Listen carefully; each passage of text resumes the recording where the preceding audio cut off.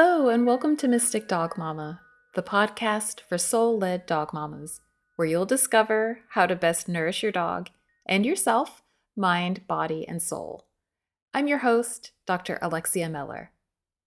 Thank you for joining me for this special episode of the Mystic Dog Mama Spotlight series. These are episodes where I invite incredible mystic dog mamas to come on the podcast and talk about their stories and how their dogs, or in today's case, dogs and horses, have had an impact on their lives. It's an opportunity to explore the variety of ways animals are impacting us, and it's one of my favorite parts of the podcast. If you or someone you know would like to be featured in an upcoming Spotlight series episode, please reach out to me on Instagram at Mystic Dog Mama. Today's guest is Rhiannon Anderson. Rhi shares her experiences of living with muscular dystrophy and how equine-assisted therapy and a connection with horses, in particular a beautiful Clydesdale mix named Larry, have helped her to navigate a world that isn't built for disabled people. She talks about the ways Larry has helped her experience profound emotional and healing breakthroughs and given her the confidence to step more fully into an expanded version of herself. Rhi also talks about her beautiful border collie, Millie, who acted as both a physical and emotional support, and even learned some useful tricks like pulling off Rhi's socks, even if she did get carried away with it. Rhi also shares how she developed her blog, Living Abled, as a way to deal with the fears and stresses during COVID, and how this personal project ended up catalyzing a whole community and led her to starting her own life coaching business to help support other people in their struggles. At just 24 years of age, Rhi is an incredible young woman who is such an inspiration. I know you're going to love hearing her story, and I hope you are just as inspired as I am. And just before we get started, a quick reminder that this episode is supported by Aspirationary, which, in full transparency, is another project of mine where we create books, notebooks, and stationery to help you become all you aspire to be. You can check out our shadow work and moon magic journals and workbooks, as well as our popular My First Period tracker for young girls and tweens on Instagram at Aspirationary. That's spelled Aspirationery.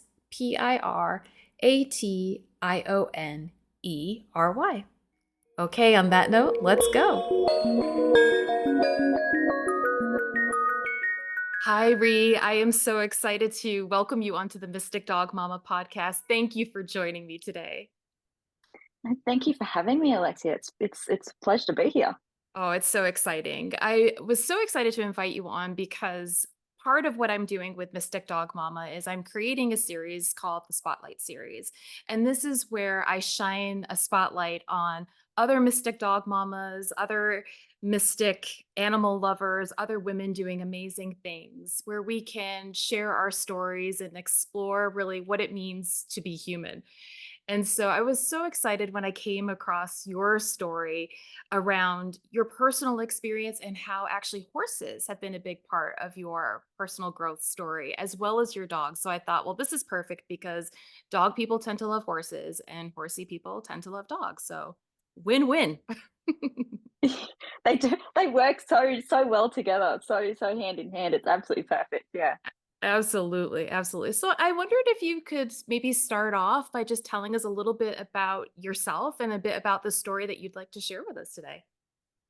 Yeah. So as probably everyone's guessed purely by my accent, I am Australian. I was born and bred in Australia. Very, very lucky to live in this country.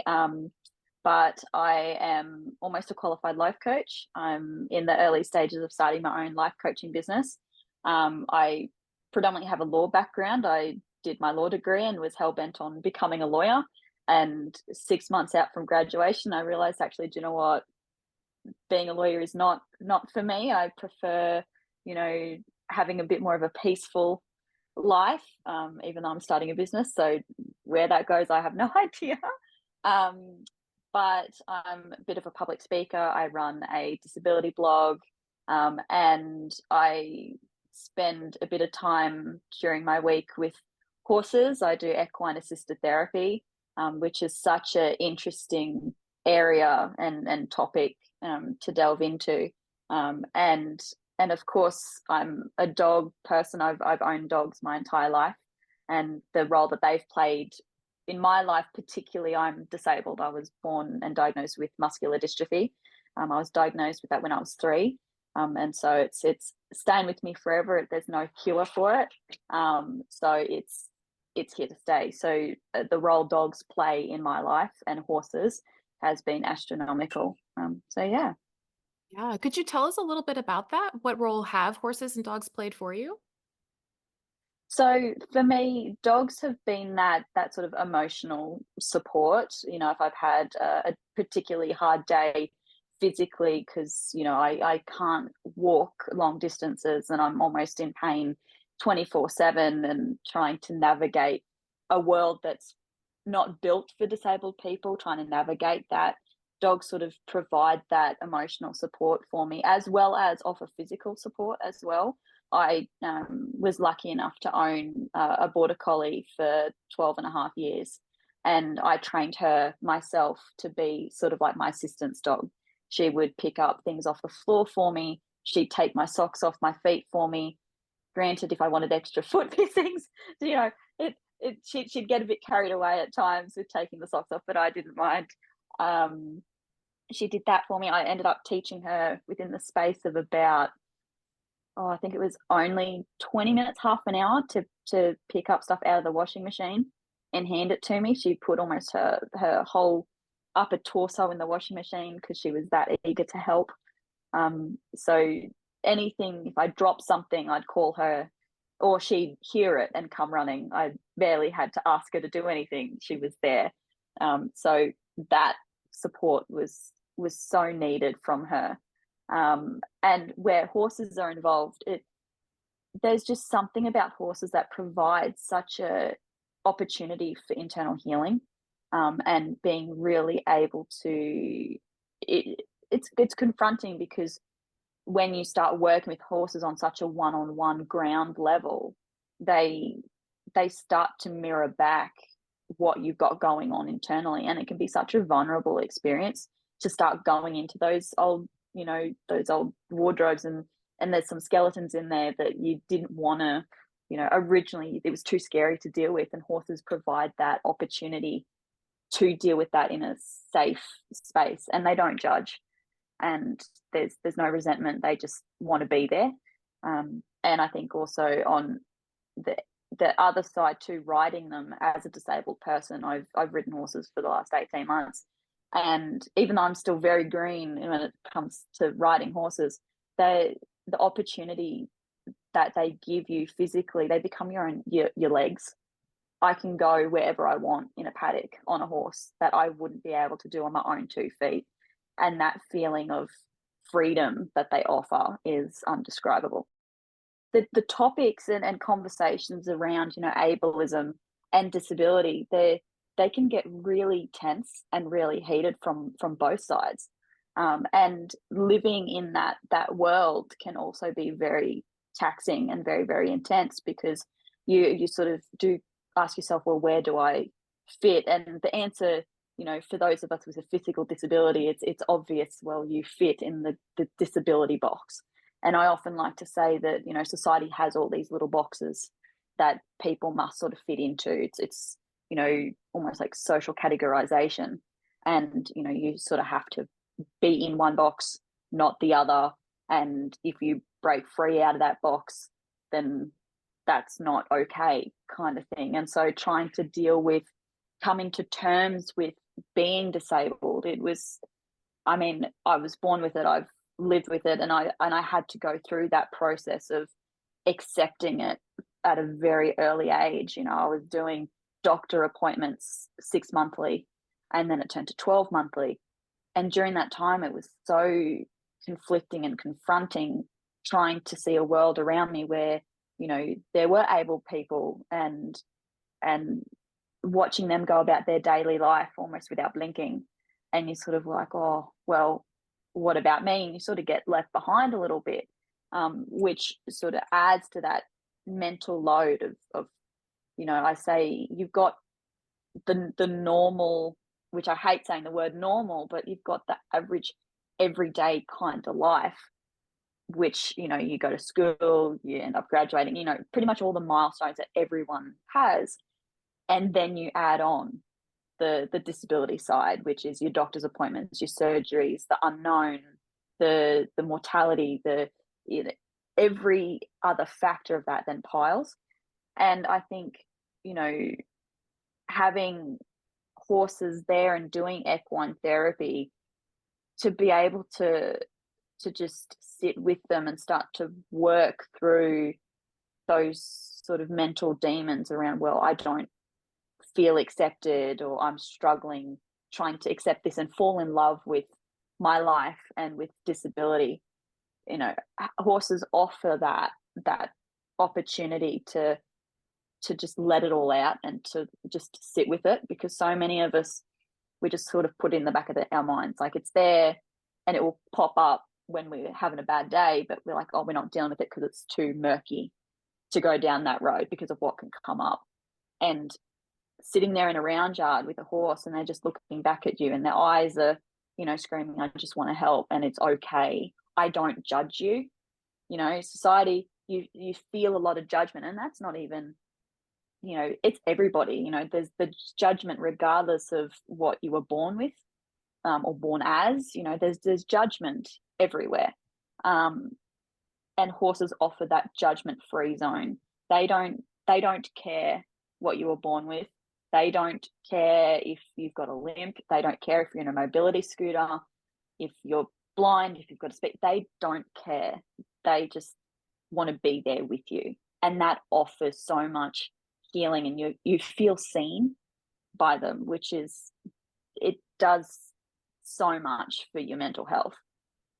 Oh, I can only imagine. I can only imagine. And I agree with you that I think that's why it's important to have these conversations, because regardless of what your life experience is, we all go through judgment. We all go through um, not feeling seen, or feeling as though we don't matter, and unworthiness, and all of that. And so it's very relatable what you're talking about. And I think particularly in Western culture, we have the tendency to do exactly like you're saying, where we bury all of that and we don't deal with it. And that ends up resulting in a whole host of various issues in our personal lives. And you see that expanded on the kind of wider culture and on the global scale, et cetera. And so it's beautiful that you found a way to work with another species that's able to help open you up to a lot of those things and to bring them to the fore for a kind of healing. So I was wondering too, if you could talk a little bit about, like, what does equine therapy, like a session of equine therapy, actually look like then? It varies from client to client. It's very much dependent upon what they come in with, and what they want to work on particularly. But for me personally, it will start off with, turning up to the property, and sort of checking in with my incredible counselor slash coach. She has been a rock for me, especially in the last 3 years since I've been going to her, and her offering up her own animals and her property for me and her other clients has been phenomenal. And I hope she knows just how much good she's doing in this space. She's incredible. But so I'll meet with her and we'll sort of discuss, the horses that are available. She'll have sort of a selection of 3 that are already sitting with there waiting, chewing on grass, sort of looking, going, oh yeah, okay, yeah, hi, how's it going? And she'll say, right, we've got this one, or this one. And sometimes she has that ability to sort of pair you up with a horse based on the energy you're giving off on that given day. When I first started, I didn't have really that choice of which horse to work with, because I was so green and because my energy was not in a place to handle sort of the more sensitive horses. And by sensitive, I sort of mean more, they're more in tune with your emotion and your energy that you're giving off. And so if you're heightened emotion, they'll react to that a bit more than perhaps the other horses. So the first horse that I started with, in sort of my private one-on-one sessions was a Clydesdale mix, and I still love him to pieces. He's such a darling and such a sweetheart. And so I'll go in a round yard with him, and my coach will be sitting outside the round yard. She'll give me a lunging rope or lunging stick, and she'll just say to me, "Go play. Whatever comes up, go interact with him, go talk to him." And when I first started, it was just go up to him and just talk about your day, talk about your week, just interact with him, engage with him. And then that then translates to, okay, now you got to learn how to lunge a horse. And for those who don't know what lunging is, it's in a round yard particularly, or you can be out in paddock and they're attached to, a lead, or not even. I've seen people who can lunge a horse in a paddock without anything, and it's amazing. But I'll be in a round yard and I'll be sitting in the center of the round yard. And the idea is to use your energy to be able to get the horse to move around you. And it will start off as a walk. And the more you increase your energy and you put out, okay, I want you to trot, or canter, the idea is using that energy and using almost a bit like mind control. It's crazy how it happens, but they will do it.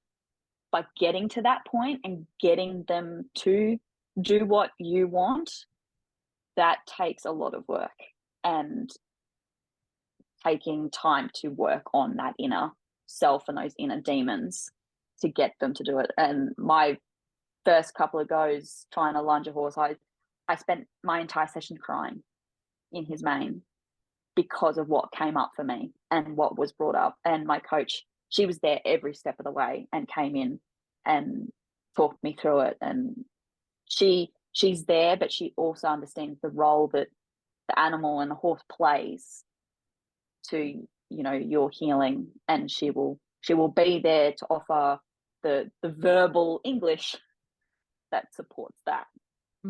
Oh, that's so amazing. It's also really interesting because I do animal communication. And one of the things that I'm interested in is the way in which I think the term telepathy is actually kind of not very useful in today's context because people have a lot of connotations and associations with that. But it is exactly what you're talking about, where it's an energetic language that we as humans are born able to do. It's just that we have not necessarily used that muscle, or we've been conditioned out of it.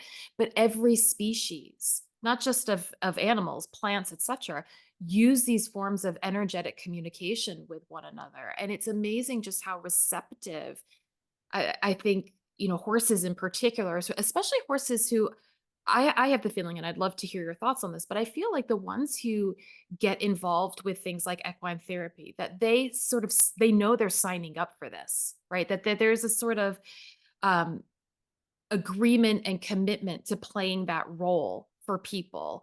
And that it's I don't want to say like, well, I guess kind of like it's an honor to be able to have to instigate that relationship with humans in that way. And that perhaps it's not so much that we are in that lunging situation, like telling the horse what to do, but actually you're establishing a communication, and they know exactly what it is that they need to do in order to help you come to terms with your own energy and taking at the pace that you are open to being able to do that. So even if that means they're just standing still and allowing you to cry in their mane, for example, that it's just such a beautiful thing that I wonder too if you have felt um, almost like an increase in your own abilities with your own energy work, if your own psychic work, or anything along those lines, your own mystical work.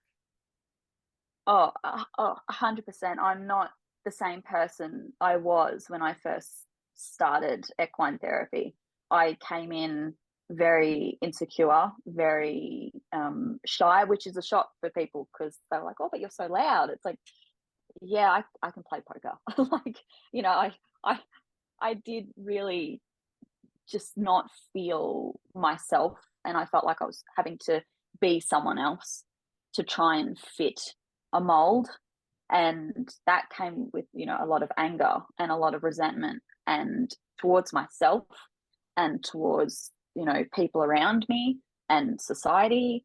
And, I hadn't sort of accepted my disability yet, and being okay to be in my mobility scooter when I need to. And, you know, then the extra sort of part of it was I was sort of caught in a bit of a grief spiral and a grief cycle, um, when I lost my grandfather the day after my 8th birthday. And it was the first interaction with death that I'd experienced. And the day after my birthday, it just sort of compiled, and he owned property. And so, doing equine therapy now, it's a full circle. And every time I'm in a paddock, it just provides me so much peace and almost like a connection to him. But I was so stuck in my that sort of grief cycle and trying to process grief. And I had carried that for so long. And when I entered equine therapy, everything just started to come to the surface. And I didn't want to deal with it. I was fighting it. I was desperately clinging on. I'm like, I don't want to deal with this. I don't want to go there. I'm fine. I'm fine. It was like a broken record. I'm fine. I'm fine. I'm fine. But Larry the Clydesdale, he just took one look at me and he goes, "You're not fine. You are not fine, but it is okay." Like, and so, you know, doing that first initial lunging session, I'd been there for probably 6-12 months before that session even started. I was a part of doing group sessions with other clients, and it was, dog training and clicker training with horses, and you still had that bonding time. But my coach came and said to me, she goes, "You know what? I think you'd benefit for some one-on-ones." And I'm like, "Yep, 100%. I'll learn more about." I was going in naive, thinking, "Oh, I'll be in here learning about equine husbandry and equine behavior, and this is great." Not thinking about the extra benefits it would provide me once I'd gone through that tricky phase. But now, sort of doing these sessions one-on-one now for 18 months, I think now, 18 months, 2 years, I've become so much more confident in who I am. I've I've become more, I guess you can say, in love with my disability and the opportunities it offers me, and in terms of life perspective, and then, not taking life for granted and being so committed to whatever I'm doing. And I'm more able to sort of handle confrontation. Whereas in the past, I sort of ran from it. I didn't want to deal with it. And so that sort of led me to sort of being a little bit of a punching bag for people, and sort of being mistreated because I wasn't able to stand up for myself. Whereas now I'm more than happy to have the hard conversations and, you know, be more in tune with when that arises or when tricky situations come up, how I'm feeling. And I'm so much more aware and so much more present on, okay, where am I holding energy? Where's the energy coming from? How can I deal with it? And really coaching myself through situations and be like, no, okay, we're fine. And finding techniques to be able to handle that. If it's a difficult conversation, and I'm on the phone to someone and it's heated or it's difficult, I know if I sit still, the energy will take over and the brain will leave the building. And it's like, okay, do you know what? What do horses do when there's energy? They walk, they move. So I'm like, okay, I'm going to move. And so during conversations when I'm on the phone, I will keep pacing and I will keep moving to work through that energy. And so I feel like I'm definitely a lot healthier mentally, and physically now since starting that equine therapy work. Oh, I think that's beautiful that there's that mirroring with nature, like looking to nature to learn what is it that we need to do to best handle our own self, our own energy. And I think that there's a lot more openness to actually working with understanding like energy at the root of everything, and not from this woo woo perspective, but the fact that everything is energy and things like emotions are energy in motion.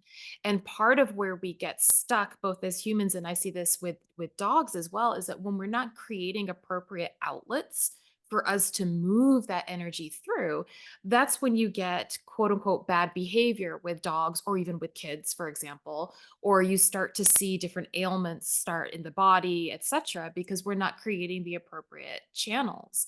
And I think you make a really good point that the animals, in your case the horses, and for me it's certainly been my dog Lucky, that they serve as teachers. For they do this naturally, we're the ones that stop them from doing it, but they do these things naturally as a way of knowing they've become dysregulated and regulating themselves again. And that for me, similar to you, has just been a huge teaching experience, a huge mirroring for like, where am I not taking care of my energetic needs, or realizing exactly like you said, like, okay, this is a little too much for me. I need to go and walk this off and come back to it when I'm at a more stable, calm kind of vibration to be able to handle this. Yeah, Yeah, definitely. yeah, 100%. Yeah. Have there been, I guess it would be interesting if you feel comfortable sharing any of your experiences with the horses that have, where there have been breakthrough moments for you. What is it that you feel is happening in that engagement with the horse, that they are creating that space for that breakthrough? Oh, there's one in particular that it's still to this day almost gets me choked up because it was so special yet heartbreaking at the same time. But it was one of my very first lunging sessions with Larry, beautiful Clydie and Clydie mix. And my coach said to me, she's like, so go up to him and just now it's time to start lunging him. So what you're going to do is you're going to ask him to back up out of his space, and then you're going to give the signal to him and raise your energy up to get him to move. And what was particular about Larry is a bomb could go off underneath him and he will not flinch. It takes a lot to get him to move and takes a lot of energy to get him to move. Whereas I've worked with another horse, I believe he's a thoroughbred, who all I needed to do was sort of sit more upright and he'd go. It was the night and day difference between the two. It was astronomical. But Larry was particularly important for me because I'd ask him to back up out of my space, and I'd had to get firm with him and be like, back. And my coach was like, put out, think he's moving back, think, visualize that he's moving back. And I was sitting there going, what? I trust you with my life, Haley, but um I don't get it. And I eventually got it, and she helped me. And then she's like, righto, send him, ask him to move, ask him to start lunging. And I'd go, right, come on, and I'd click him up, and he'd walk straight into me. Instead of going around, he'd walk straight into me. And I was in my scooter, but he'd sort of come and walk and stand. His head was right over my head. And I'm like, I just need you to go. Why are you doing this? And then these things started to come up, and I'm like, I can't, I'm not strong enough. I can't handle this. Like, if I can't get, half a ton worth of horse to move, like I can't do this. Like, I'm a failure. Disability, another thing that it's taken from me, and just not listening and being listened to. And almost on a dime, he turned his back on me. He turned around and he faced his rear end towards me. And that broke me, because I was at a point in my life where I was going through a bit of a personal crisis of, conflict and people leaving my life and really struggling with coming to terms with the events that caused that. And I'd never been good at making friends, and, I'd been bullied in my childhood, and this theme of people leaving me and feeling like I'm alone, and him turning his back on me. All I said to him was, you can't turn your back on me too. Like, please don't leave me too. Like, I'm just starting to get somewhere with you. Like, please. And I just broke.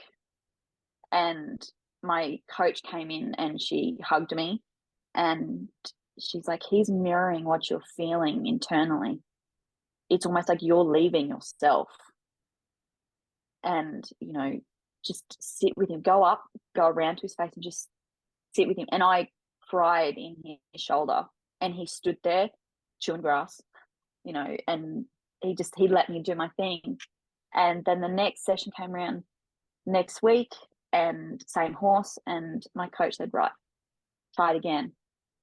And it took half an hour of him coming into my space and me going, no, you got to get out, and go, no, I'm walking straight in. And she's like, you got to get firm again. Find that strength that you need for yourself. Find it. She's like, he will not be phased. He does not care, you know, get somewhere. And I don't know what it is, but something just clicked. And I'm like, no more. You will not turn your back from me. Like, I know who I am. Like, just do it. And he started going. He started going around, and I got a couple of lunges off him. And that to me was that breakthrough. It was almost like everything got so loud mentally, and it was almost like all these demons, just as he was moving, everything just came to the surface. And then as soon as I called him to stop, it was almost like I could almost feel it just vanish out of me. And I felt so calm and so present. And that was almost the end of sort of that grief cycle as well with my grandfather. I felt his presence. I felt everything. And I was standing in the paddock with a horse who was looking at me. And that right there was that breakthrough, which then led into so much more healing and becoming so much more sure of who I am. That's incredible. Well done. Well done. Because that takes an awful lot. That does, it takes an awful lot. And I'm also wondering too, with him mirroring in that way. Um, One of my Reiki teachers talks about how horses actually receive Reiki energy by turning their rears to you to receive it. If you're putting your hands out to give it, that they take in energy through their root chakra, through the base. So I wonder too if there was an element of him helping you by taking some of that, calling some of that energy forward, holding it in his root as well. So I mean, both the turning his back on, but also being a support, but also quite literally be taking some of that energy, calling it out of you so that you could then deal with Yeah. it. Wow. I didn't even know Yeah. that was a thing. Wow. That makes even so much more sense because of how I was feeling in that moment. There was a lot of energy going on, and it was like a washing machine of emotions. So Yeah. yeah, that makes so much sense.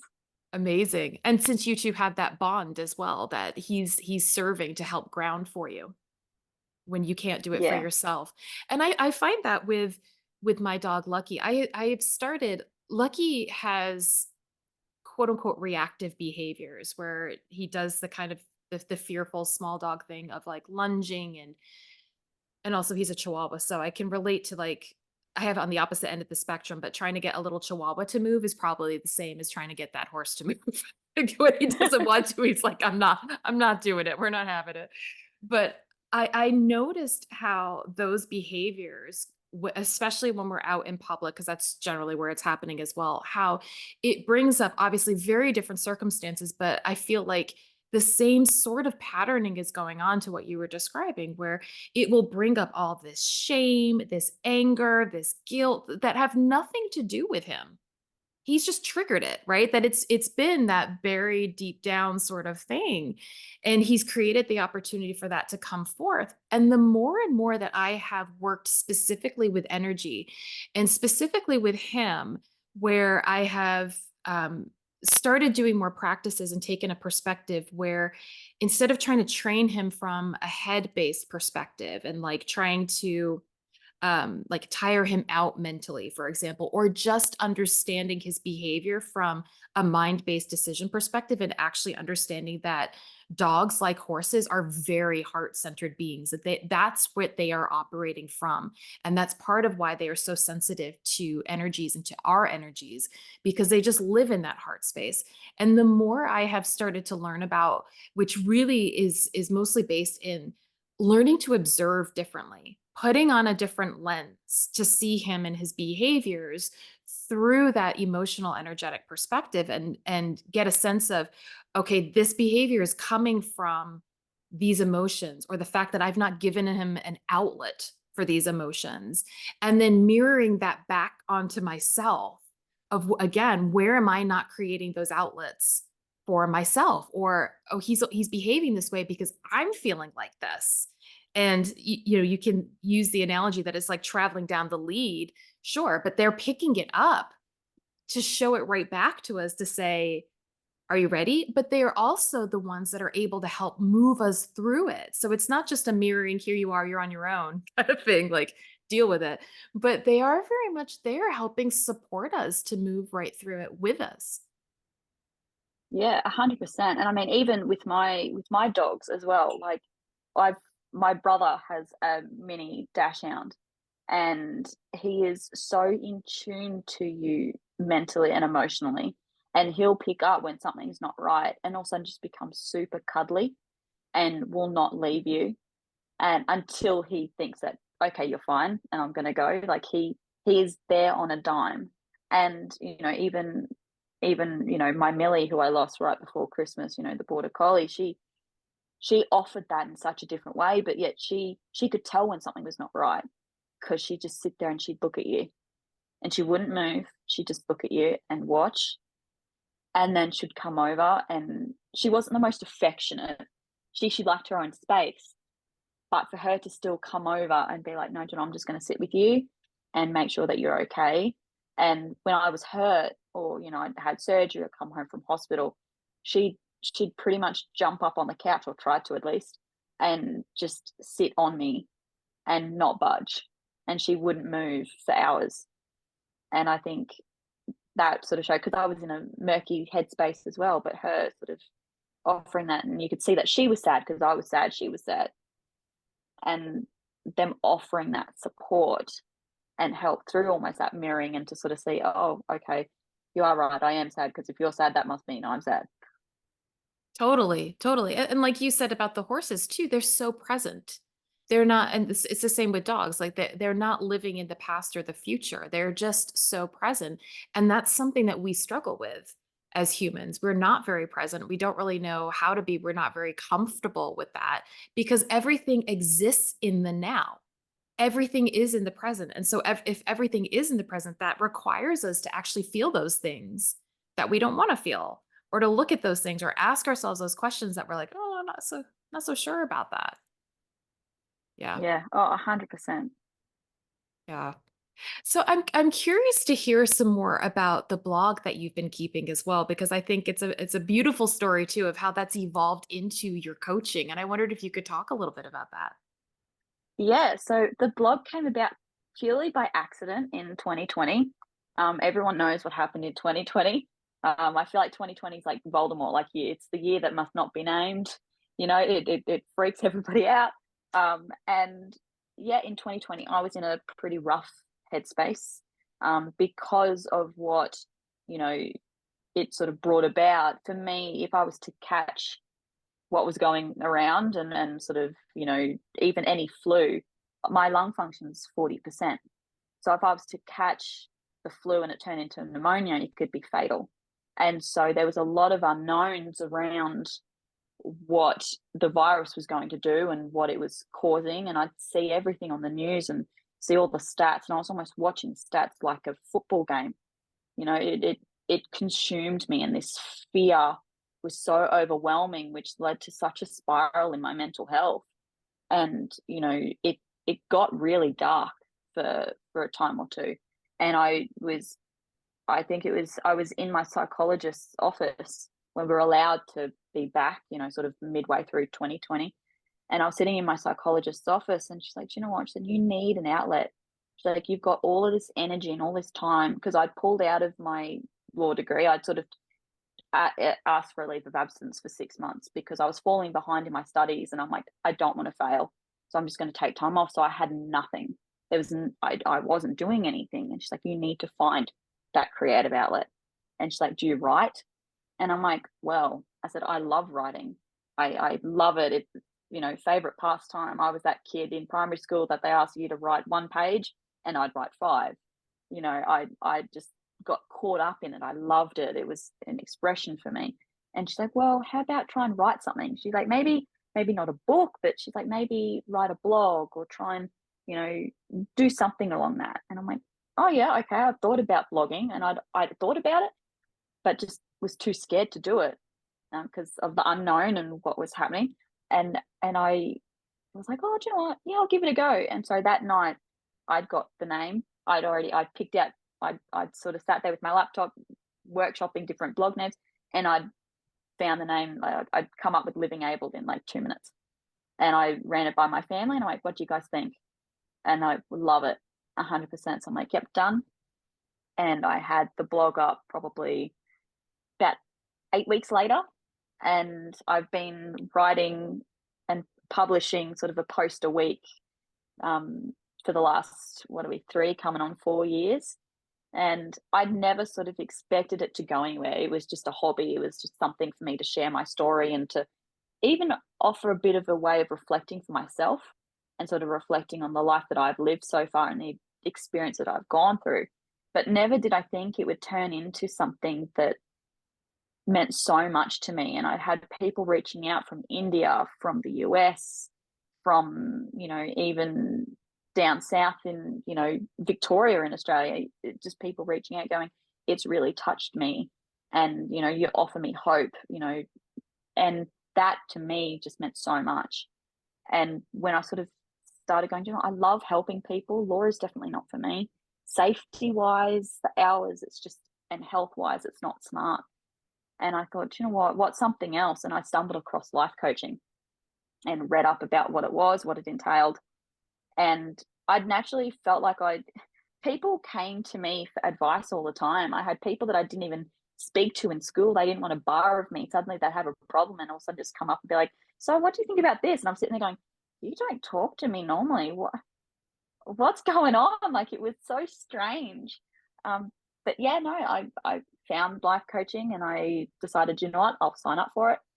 And I've been studying it ever since. And I just fell in love with it and knew 100% that was the journey. So going from just a little hobby, a blog that was a hobby meant for nothing, has turned into something so much bigger than I could have ever imagined. Oh, that's incredible. I think that's the fun way that purpose operates. I've talked about this before on the podcast with my own journey of exploring purpose. And I think, and I wonder if you have felt like this too, that when I was younger, and by younger, I even mean like a year ago, right? Like the past versions of myself, had this idea that purpose was this big overarching thing that I was going to do. And that I would then kind of assign a particular career path to help support that purpose. And I feel like life has just taken me down a path too of sort of like a pinball machine in many respects. Like you think you're going one way, and then all of a sudden it's like, nope, you're going over here. And nope, you're going over here. And it took me a while to actually get comfortable with that and understand that it's almost like we are being, if you want to call it like this, using this term, like divinely led into circumstances that help pull forward aspects of ourself that we need to develop in a variety of contexts. And then we are put into another context where we can use those skills and experiences to help support others in a way that we never thought that we could. And it sounds to me very much like, the idea of law and this opportunity to be an advocate and to make change and to also like assert your own worthiness and power within that. Like I think there's something really core to law around that. But then to find that you can actually do that and have an impact, arguably in a much bigger way as well, in a much more personal way through something like life coaching, is just beautiful. Yeah, 100%. And yeah, I mean, law was great, and the lessons and law started me to have a backbone. The first day of law school, I left the lecture crying. Oh And my I God. was on the phone to my mum crying, going, I can't do this. All these people are strong and like take no rubbish, and like I can't do that. Someone looks at me a wrong way and I'm in tears. How am I gonna be in a courtroom? How am I gonna do this? And during that entire degree, I found that backbone, and I was doing mock court cases, mock hearings in full courtrooms, in a proper courtroom with a proper judge, and being cross-examined by the judge and being able to hold my own, and law gave me that start and that kickstart of becoming stronger so that I could then help other people. And so I'm so grateful for the past self for doing, I'll do law. because I don't know who I would be without it, to be honest with you. No, absolutely. I can relate to that as well, where it's almost as though there's like a future version of yourself that's constantly leaving little breadcrumbs like come down this way, come down this way, and you just sort of have to trust and follow it, even though it's certainly not a linear path, which we sometimes want that to be linear, like so we can see the end result of that's exactly how it's going to be and have that sense of certainty. But when we can get comfortable with the uncertainty and recognize that things are constantly uncertain and constantly in change. And guess what? Nobody knows anything. Nobody knows what they're doing. Like we have this idea that other people somehow know what they're doing. Nobody knows what they're doing. Like this is all an exploration. And if you can trust that there's that future part of you that's actually in communication with you now, saying, this way, this way, this way, you're getting through this, you're getting through this is leading to something really exciting, then it becomes a little bit more like a game versus some arduous, like horrible medieval torture that you're kind of going through. Yeah, oh, 100%. Oh, that's amazing. I also at one point thought that I wanted to go into law, but then quickly realized that I was just not cut out for it. So I can I can sympathize with that. Oh, Law is definitely not for everyone. That is, I feel like it's very set out for one particular type of person. But I know lawyers who are absolutely lovely. But would I want to go up against them in a courtroom? No, because they are incredibly passionate, and incredibly smart and switched on. But they are amazing people. But yeah, law is certainly not for everybody. absolutely. So what is your coaching business like then? Who are you working with? So at the moment, it's still very early stages. I officially sort of launched it around Christmas time, and sort of started. Congratulations. Thank you, thank you. Yeah, I mean, I sat on it. I sort of had everything sort of planned for like 6 months, but I was sort of terrified of of it not being perfect and not working. Pressure. What is everybody else going to think? How's it going to work? And so I bit the bullet in December, and it's best decision ever. I've already got 4 clients at the moment that I'm working with. I've got an offer at the moment, 2 weeks of free coaching, just as a bit of an introductory to my world, but also while I am finishing up my studies and my diploma. It sort of gives me that experience to put skills to use before I finish my diploma. But at the moment, I'm primarily helping people, young people, anyone pretty much, who are struggling with self-worth and confidence issues, trying to find who they are, and then sort of refine and reestablish that confidence, and find that self-worth. And most of my clients at the moment are people with disabilities, and who need just a voice, or an ear to listen to, and to be like, well, I just need an extra nudge, extra support, in reaching my goals. And once I can reach these, I'll feel good. And so yeah, that's primarily who I'm helping at the moment. But again, through social media and blogs and stuff, I mean, I've helped so many people from all walks of life.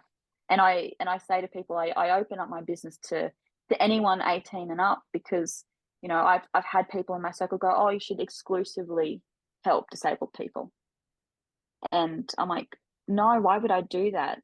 Because then I would feel like I'm discriminating. And I know what that feels like to not have a service be available to you because of, a factor of what makes you you. And I'm like, I'm willing to help anyone and everyone with anything, because goals are goals and life is life. And I've gone through, I feel, so much in my 24, nearly 25 years, that you know I feel like I've lived a full life already, and I'm only 24.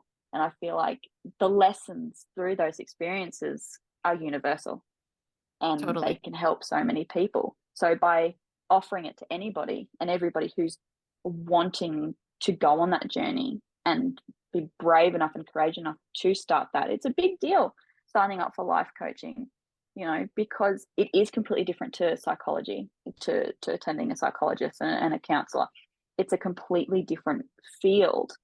And it takes a lot of courage to still turn up and be like, hey, do you know, I'm willing to work on my goals and be prepared to work on what's coming up surrounding why I may not be able to have achieved them previously, or why I don't feel like I'm worthy of achieving them. So yeah, I'm to anyone and everybody because I don't discriminate. Oh, that's wonderful. I think also I think it's sort of like a two-pronged thing that yes, absolutely, you have the perspectives to be able to support somebody that's experienced the world through disability, but that same perspective that you have can open up worlds for somebody who hasn't experienced a disability or experienced maybe not necessarily experienced disability in the same way, for example. And I think there's value in sharing those stories and also to see that one, we don't just have one story. And I think that's also that's sort of why I hesitated with in the beginning with asking you to share your story and ask you like which story do you want to share, because the reality is we are multi-storied and we have all of these different perspectives and these different experiences. And I think the key to it is recognizing that we're the ones in charge of both writing and telling our stories and deciding what it is that we want to put forth in the same way that something I'm quite interested in is in the notion of like spell work and how when we speak something, it is like casting a spell, like you are calling it into reality. When we repeat stories to ourselves, we make it real, and good or bad, right? And so when you start to see that you have agency over that and deciding which aspect of your story you feel is appropriate for any particular context, that's actually a really empowering experience. And I think going through something like life coaching, where yes, it is about goals, but it's also about helping you to change the stories that you're telling about yourself to yourself and consequently to others. And so I think that's brilliant. And you bring a really unique lens to a lot of people as well to kind of mirror back in the same way that the horses have done for you. Like you were able to do that for other people so that they can see, well, is this really the story that I want to tell about myself? How do I want to see myself in the world? Yeah, exactly, exactly. That's so cool. That's wonderful. So, if somebody is interested in learning about your life coaching, where would you suggest that they go about checking that out? And are you going to be taking on new clients? Oh, 100%. Well, my books are still very much open for new clients. I've got a few extra bits and pieces in the works, which I'm excited about. But if people wanted to get hold of me or check out more about, what I offer in the life coaching space and the areas that I can help with, I've got my website, so www.livingabled.com.au. But also social media. I'm on Instagram at living_abled, and also Facebook Living Abled as well. So I'm across multiple platforms and I'm available in the DMs. I'm not one of those people that will see a DM and not answer it. I will always respond. If people are struggling and need an ear, I'm always there. So I'm easily available. Oh, perfect. And I'll leave all the links in the show notes as well so people can access directly from there. Perfect. Ree, is there anything else that I've not asked you about that you want to share with the Mystic Dog Mama community? Oh, goodness gracious. Such a loaded question. Do you know what? I think what I hope people take away and what I hope people can experience is the unconditional love and support that all animals offer, and the the healing that they can provide and that they can bring. And I hope that so many more people become more fascinated in the role horses play. And horses can be very misunderstood, and they're seen as this big half-ton beasts that need to be broken to be able to be worked with. But by breaking horses, the old school method of breaking in a horse, it's quite, and I'm going to be controversial, but it's quite cruel and barbaric. And you break their spirits and that you break their emotions and the way that they think, and which happens to humans as well in how humans are treated. And so I hope that people take time to maybe get curious about the role that horses play, and how in tune they are with their own emotions and their own regulations. And, I highly suggest anyone who has the opportunity to go and spend some time in a paddock with a horse, even go riding one, because of the feelings that gives you. And I hope that, people, disabled or not, sees that, life is one big opportunity, and disability is not all doom and gloom. Sure, it's hard. I'm not saying it's not. It's tricky, it's messy, it's heartbreaking, it's uncertain, but that can be the same for a lot of people. And disability isn't something to be feared about. It's not something to gawk at, in the streets. I hope, people, I like to say, don't gawk, talk. So, people being open to conversations and being approached and being approachable, to have those conversations will go a long way. But I hope, any of your listeners will take, some little piece on this of that it's okay to show emotions, be vulnerable, work through it. Because once you do, and once you get over the other side, world is your oyster. Oh, I love that so much. I love it. And I'm going to ask you one final question that actually and you can say, I feel like I've already said this, but a question that I ask all of my guests, and it's generally aimed towards dogs, but I open this up towards horses as well, is what do you feel like horses or dogs have taught you about what it means to be human? Oh goodness, I think what they they've taught me to be always emotionally available for people, to not have judgment over other people's lives, to not try and force your opinion on how they should live their life. And being human, it is at times so complex and so complicated.